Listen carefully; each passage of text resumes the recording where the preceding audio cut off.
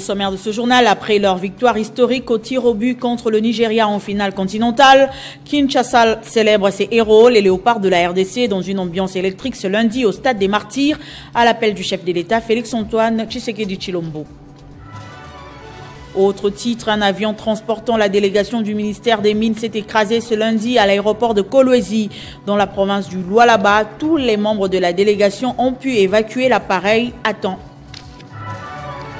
Et sauf changement de dernière minute, la première ministre Judith Suminwa sera à l'Assemblée nationale ce mardi pour défendre la loi des finances 2026 devant les élus du peuple. C'est le ministre d'État en charge des relations avec le Parlement, Guy Luandomboyo, qui l'a affirmé ce lundi à la presse. L'info, c'est l'heure sur Télé 50. Bienvenue à tous. Parlons d'abord football, barrage mondial. Les léopards de la RDC sont arrivés à Kinshasa ce lundi après leur victoire face au Nigeria en finale continentale dimanche au Maroc au tir au but. À l'appel du chef de l'État Félix-Antoine Tshisekedi Tshilombo, la population s'est déplacée en masse à l'aéroport de Njili pour accueillir les fauves avant de les conduire au stade des Martyrs où le président de la République a tenu à les honorer personnellement. C'est un accueil princier réservé aux léopards de la RDC.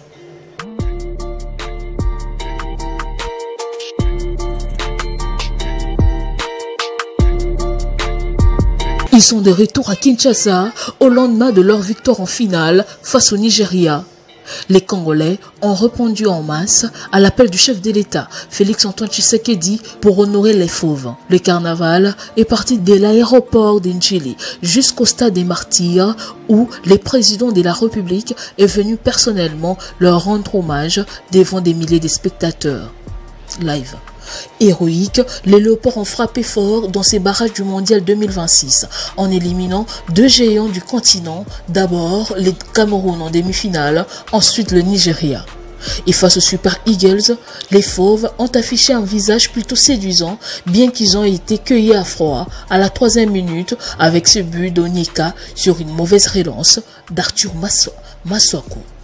Serein, les léopards de la RDC réussiront à revenir dans le match grâce à Meshak Elia, bien trouvé par Cédric Bakambu.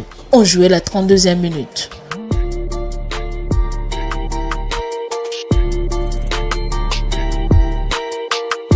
Score à un but partout, score à la pause. Au retour des vestiaires, les léopards vont littéralement dominer le Nigeria qui verra ses stars quitter tour à tour les gazons verts, à l'instar de Chimène, Iwobi, Lookman et Chukwueze. Et malgré ces changements, la RDC a réussi à marquer 2 buts mais non validés par l'arbitre.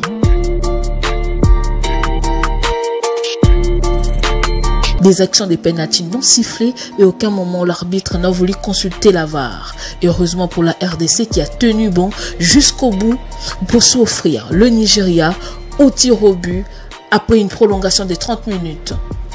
Au finish, la RDC l'emporte par 4 tirs contre 3, passant par toutes les émotions.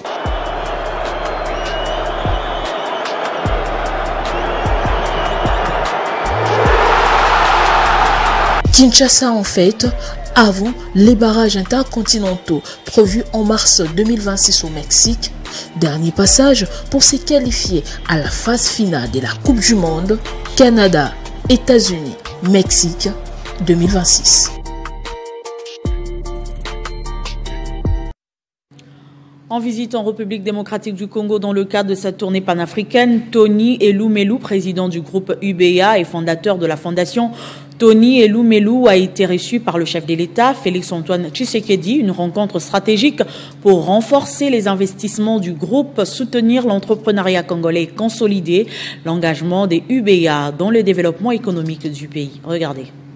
Tony Elumelu, président du conseil d'administration du groupe United Bank for Africa et fondateur de la Tony Elumelu Foundation, a été reçu par le président de la République Félix-Antoine Tshisekedi Tshilombo dans le cadre de sa tournée panafricaine.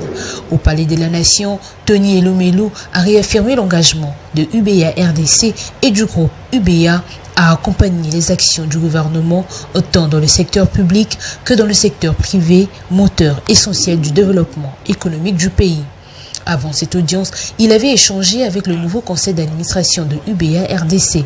Il leur a rappelé l'ambition centrale du groupe, faire de UBA une entreprise modèle pour l'Afrique, créatrice de valeurs durables et respectueuse des standards éthiques et professionnels les plus élevés. Il a exhorté les administrateurs et la direction générale à traduire cette vision dans chacune de leurs décisions. Cette étape congolaise s'inscrit dans une tournée qui le conduira en Afrique de l'Est, centrale et australe, où il multipliera les rencontres avec les chefs d'État, des décideurs publics et des acteurs économiques afin de promouvoir l'entrepreneuriat, la finance durable, l'inclusion numérique et le développement des infrastructures.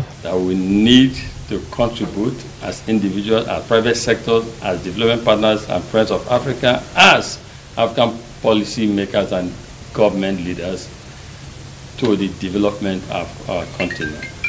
That our youth, there's no reason our youth should not be employed. UBA est aujourd'hui présente dans 20 pays africains ainsi qu'aux États-Unis, au Royaume-Uni, en France et aux Émirats arabes unis. En RDC, la banque est implantée à Kinshasa, Matadi, Lubumbashi et ouvrira prochainement une agence à Kolwezi. La première ministre Judith Suminwa Tuluka sera à l'Assemblée nationale ce mardi, sauf changement de dernière minute, pour défendre la loi des finances devant les élus du peuple. C'est le ministre d'État en charge des relations avec le Parlement, Guy Luandomboyo, qui l'a affirmé ce lundi à la presse. C'était lors d'une rencontre évoquant également ses différentes attributions à ce portefeuille qui réapparaît dans l'ossature du gouvernement. Nous avons proposé au gouvernement la création d'une académie parlementaire, qu'on appelle APA RDC, qui est une formation contenue. Nous avons estimé que dans le cadre du droit parlementaire, dans le cadre de l'exercice de pouvoir public, il était question que celles et ceux qui sont concernés par ce travail puissent acquérir des compétences, acquérir de l'expertise dans ce qui concerne les droits parlementaires, la logistique, la communication politique et tant d'autres modules qui sont prévus dans le cadre de la formation continue. Et nous avons présenté ce dossier avec mon collègue le ministre de la formation professionnelle et le gouvernement avait décidé et adopté que ça soit créé une académie parlementaire. Ça n'existe pas seulement en RDC, ça existe dans plusieurs pays. Mais pour nous, ici, c'est une première. Et donc, nous avons mis en place l'APA, qui va ouvrir ses portes. La session commence au mois de janvier. Et nous, on a pensé proposer un cadre qu'on appelle la saison d'évaluation de l'action du gouvernement. En France, on appelle ça le printemps d'évaluation. C'est un cadre permanent d'échange, de discussion, qui permet que, puisque les temps de plénière sont limités, les temps de prise de parole sont limités. Vous savez, les députés, les sénateurs qui représentent sa province, les députés qui représentent la population, il doit à chaque instant demander au gouvernement de lui rendre des comptes. Dans l'actualité également, un avion transportant la délégation du ministère des Mines s'est écrasé ce lundi à l'aéroport de Kolwezi, dans la province du Lualaba. L'avion, en provenance de Kinshasa, a terminé sa course hors piste avant de s'enflammer, suscitant une vive inquiétude parmi les témoins.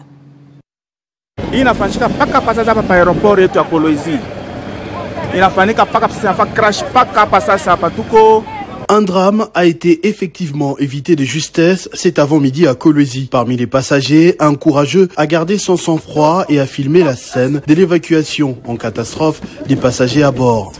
Maman, Dana,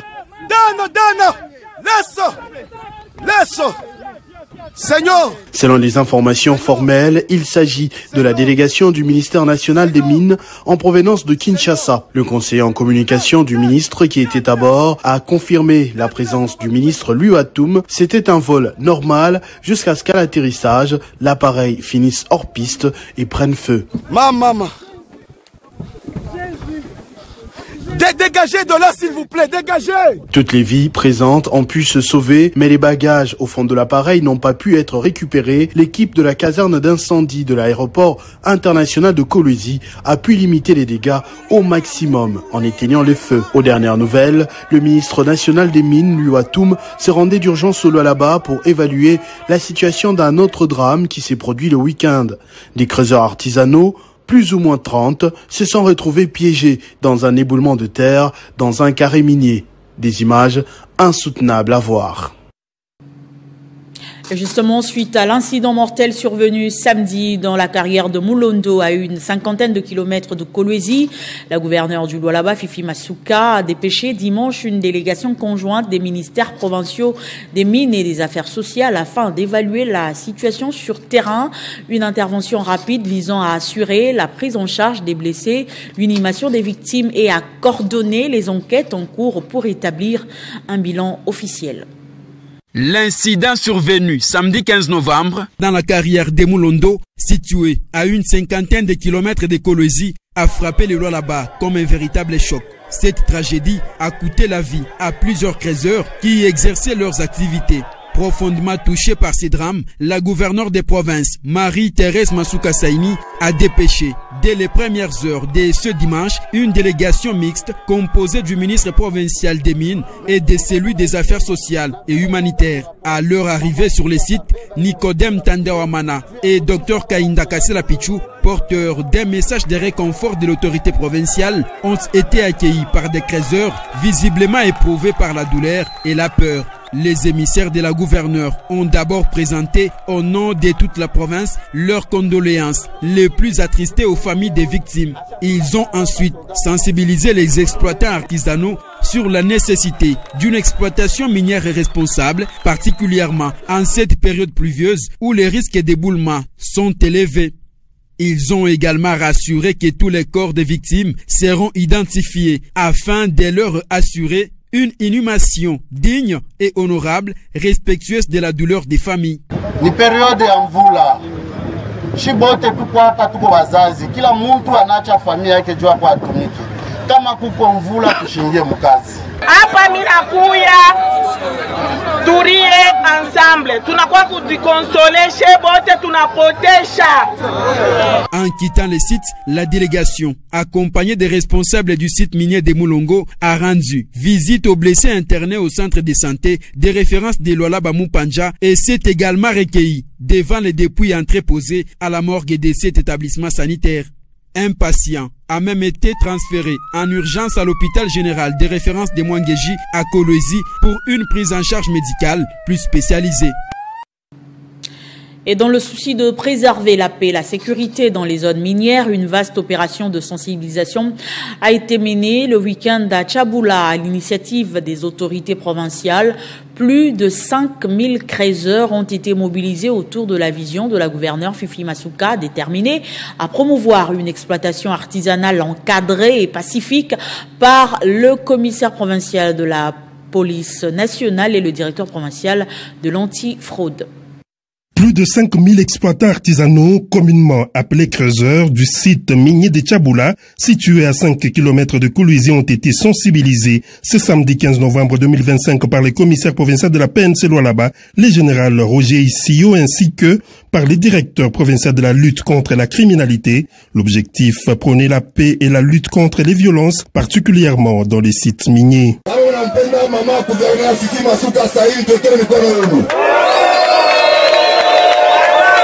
Porteur d'un message de paix et d'apaisement, Maître Trésor Mahamba a appelé les exploitants artisanaux de Tchaboula à soutenir la vision de la gouverneure Marie-Thérèse Masuka Saini, qui s'est personnellement engagée pour l'obtention des EA, lesquelles seront mises à la disposition des creuseurs dans les tout prochains jours.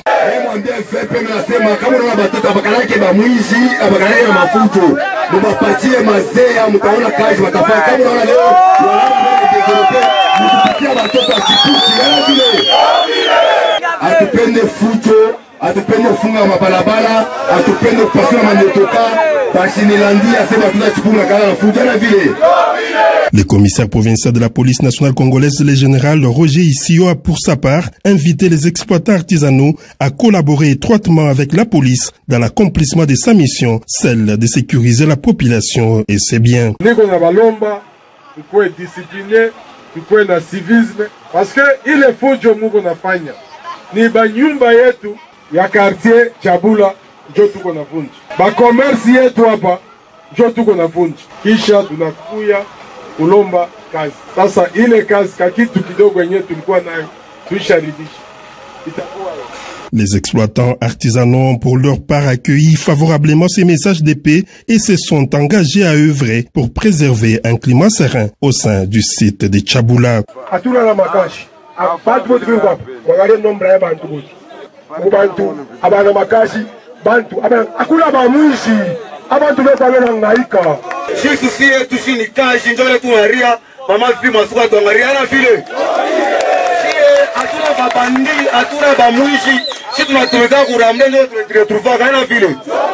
Bien avant de se rendre à Chabula, les directeurs provinciaux de la lutte contre la criminalité et les commissaires provinciaux de la police s'est livré au même exercice au rond-point Kanina où ils ont sensibilisé les créateurs artisanaux de cette partie de la commune de Dilala. Ils les ont appelés à s'abstenir de tout acte incivique troublant la quiétude de la population tout en leur annonçant qu'une solution est en voie d'être trouvée par l'autorité provinciale.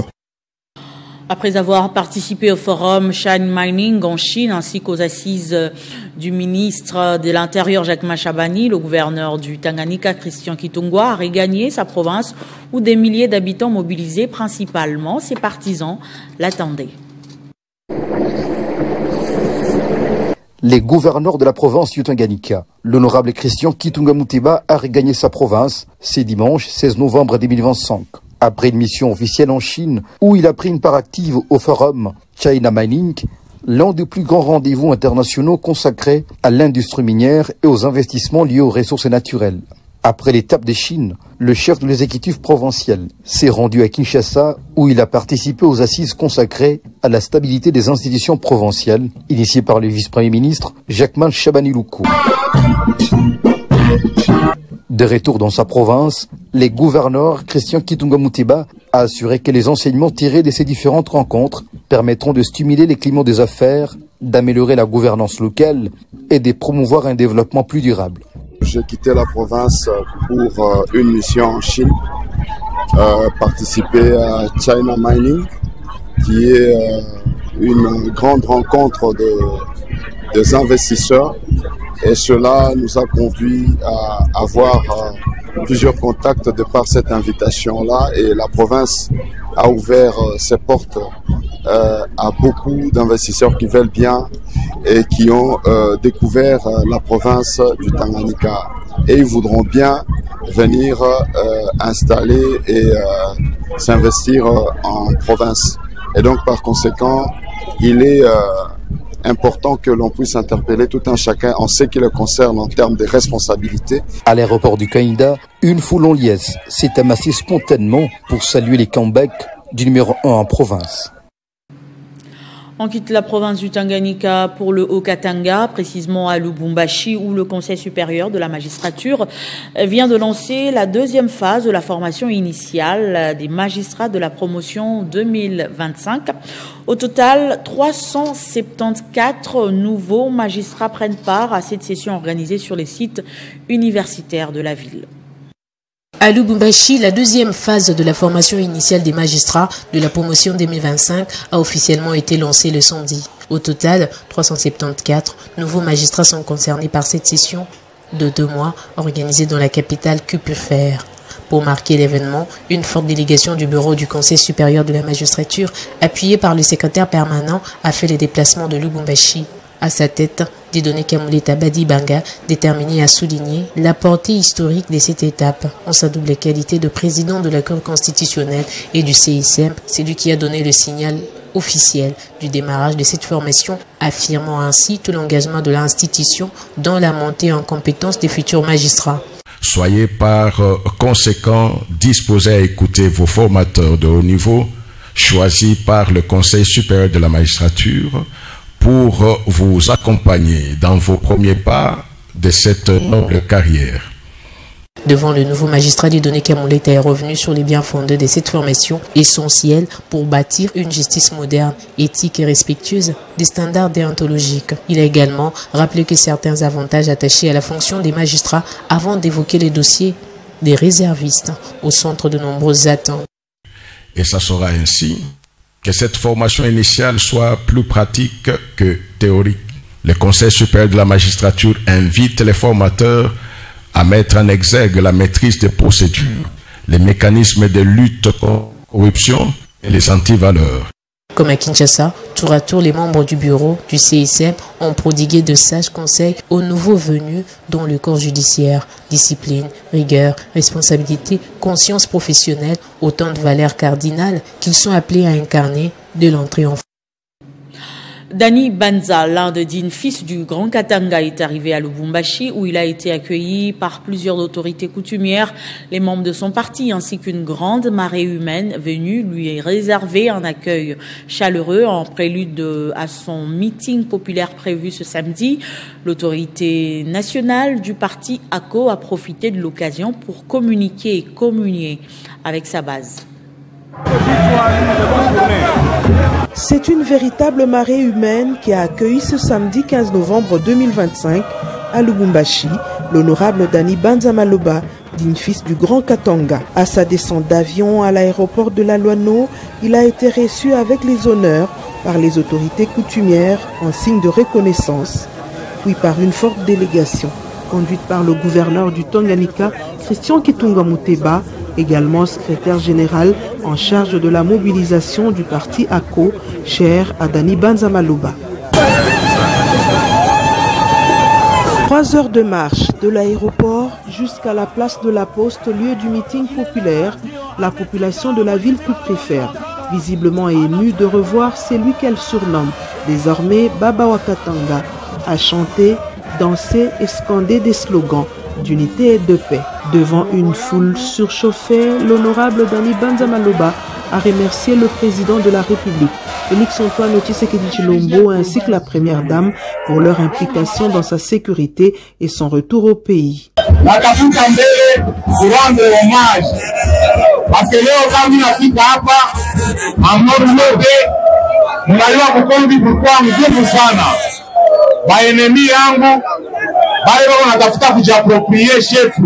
Le chef de l'État est le symbole de l'unité nationale et il appartient à toute la République.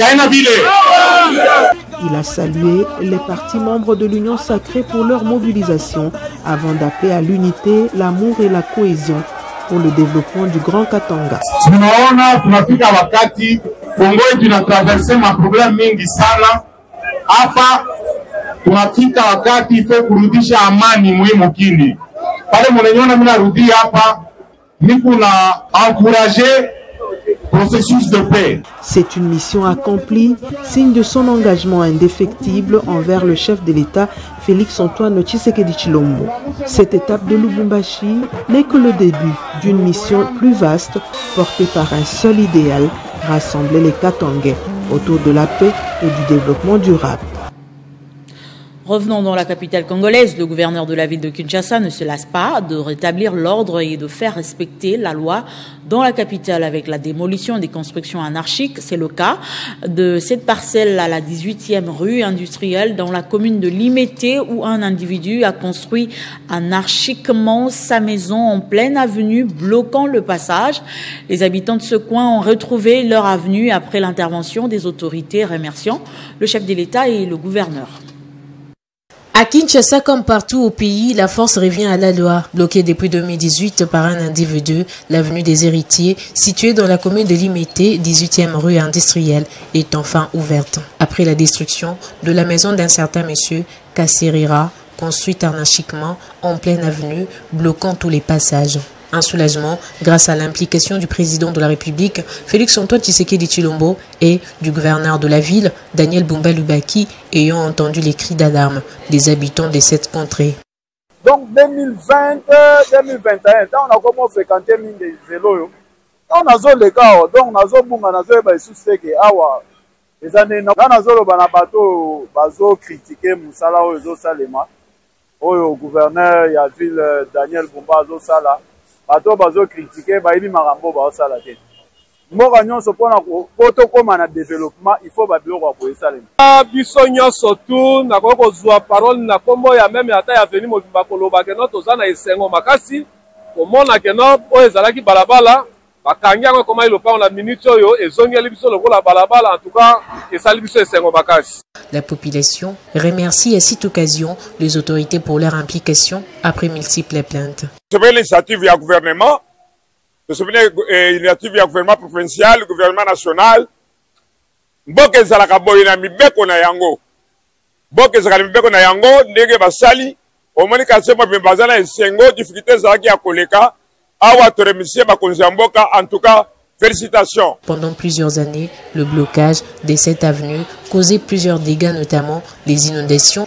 L'opération de la démolition des constructions anarchiques se poursuit à travers la capitale pour rétablir l'ordre et limiter les dégâts. Ce lundi 17 novembre, sous la supervision de Gérard Kaja, les huissiers fiscaux de la DGRK et du parquet ont scellé plusieurs établissements à Kinshasa pour non-respect de leurs obligations fiscales. Les détails dans cet élément. Sur instruction du chargé des missions auprès de la Direction générale de recettes de Kinshasa, Gérard Kajakamboa, les huissiers fiscaux de la DGRK et ceux du parquet étaient une fois de plus sur terrain ce lundi pour traquer les irrégularités. La première descente a eu lieu à Midema, minoterie de Matadi, scellée pour non-paiement de taxes dues à la ville de Kinshasa, notamment celles liées à la consommation. La délégation s'est ensuite rendue à l'hôtel Les Béatitudes, situé au coin des avenues Bangamelo et Apaté, dans la commune de Lemba. Un autre établissement, l'hôtel MV, dans la commune de Kassavubu, non en règle avec la Direction générale de recettes de Kinshasa, a également été scellé pour non-paiement de axes générateurs de recettes non fiscales. Une fois leur situation régularisée, conformément à la loi, ces établissements pourront être décelés. Le numéro 1 de la DGRK, Gérard Kajakamboa, invite donc les assujettis à s'acquitter de leurs devoirs civiques afin de donner au gouvernement provincial les moyens de mettre en œuvre sa politique résumée dans le programme quinquennal d'action Kinshasa et Zobonga. Et puis sachez que la direction générale de l'OCC et le Banc syndical ont signé un protocole d'accord historique sur l'ajustement des salaires face à l'appréciation de la monnaie. Ces consensus visent à protéger le pouvoir d'achat des agents et cadres tout en renforçant le dialogue social au sein de l'institution. Après 2 jours d'intenses négociations, une fumée blanche a finalement émergé de la grande salle polyvalente de l'immeuble du cinquantenaire. La direction générale et les bancs syndicales de l'Office congolais de contrôle ont signé vendredi un protocole d'accord majeur sur l'impact du taux de change dans la rémunération des agents et cadres. Le directeur général, le docteur Etienne Chimanga Mutombo et la délégation syndicale ont trouvé un consensus sur un taux visant à préserver le pouvoir d'achat des travailleurs dans un contexte d'appréciation continue de la monnaie nationale. Avec la signature de ce protocole d'accord, nous demandons à tout signateur, que ce soit les banques syndicales ou l'employeur que nous sommes, de s'engager pour la mise en œuvre de ce protocole et demander à toute la masse travailleuse de pouvoir se mettre au travail pour booster la production. Comme ça, nous n'aurons pas de problème puisque nous produisons, quel que soit ce qui va arriver avec la dépréciation des devises, que ce soit américaine ou congolaise. Nous serons obligés, avec la production améliorée, de prendre en charge tout ce que les droits ou la convention collective nous demandent de respecter comme avantage de l'agent et cadre de l'Office congolais de contrôle. Avant la signature, le document a été relu point par point afin d'assurer une convergence parfaite de positions et d'intégrer les derniers ajustements jugés nécessaires. Ce résultat témoigne un esprit de dialogue constructif que nous saluons. Nous restons engagés à poursuivre cette collaboration dans l'intérêt de l'Office congolais de contrôle et de ses agents. Depuis son arrivée à la tête de l'ECC, le docteur Tshimanga Mutombo privilégie le dialogue social comme moteur de stabilité et de performance. Cette approche a une fois de plus porté ses fruits. Dans une atmosphère de franche collaboration, ces assises ouvertes le 10 novembre se sont clôturées vendredi 14 novembre par la signature d'un accord qualifié d'historique. Une avancée significative saluée par le personnel et un pas de plus vers un dialogue social durable au sein de l'Office congolais de contrôle. Ce journal est terminé. Place au rappel de titre. Après leur victoire historique au tir au but contre le Nigeria en finale continentale, Kinshasa célèbre ses héros, les léopards de la RDC, dans une ambiance électrique. Ce lundi, au stade des Martyrs, à l'appel du chef de l'État, Félix-Antoine Tshisekedi Tshilombo. Et puis un avion transportant la délégation du ministère des Mines s'est écrasé ce lundi à l'aéroport de Kolwezi, dans la province du Lualaba. Tous les membres de la délégation ont pu évacuer l'appareil à temps. Et sauf changement de dernière minute, la première ministre Judith Suminwa sera à l'Assemblée nationale ce mardi pour défendre la loi des finances 2026 devant les élus du peuple. C'est le ministre d'État en charge des relations avec le Parlement, Guy Luandomboyo, qui l'a affirmé ce lundi à la presse. Merci de votre attention soutenue. Restez fidèles au programme de Télé 50.